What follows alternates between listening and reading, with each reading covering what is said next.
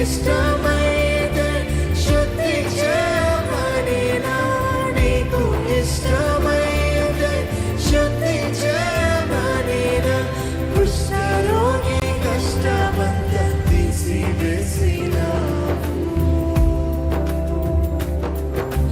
కుష్ఠరోగి కష్టమంతా తీసివేసినావు.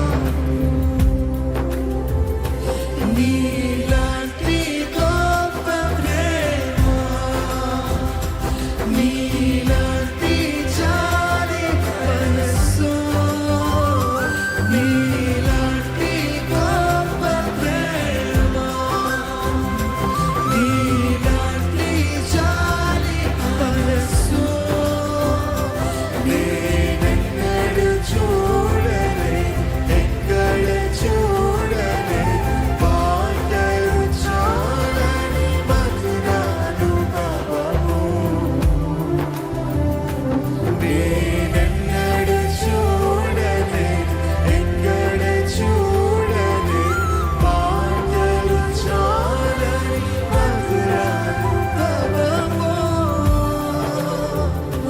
నీలాంటి గొప్ప ప్రేమ, స్వరమెత్తి చెందమా, నీలాంటి జాలి మనసు, నీలాంటి గొప్ప ప్రేమ, నీలాంటి జాలి మనసు.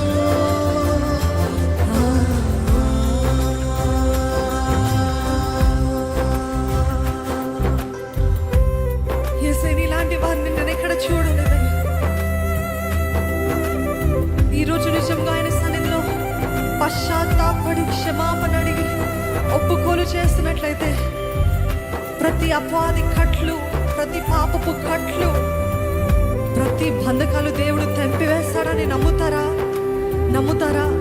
ఎందుకంటే సిలువలో అంత ఘోర పాపి అయిన ఆ దొంగని ఆ క్షణములో హ్యావ్ మర్సీ ఆన్ మీ అని అడిగినప్పుడు దేవుడు క్షమించలేదా ఆ దొంగని?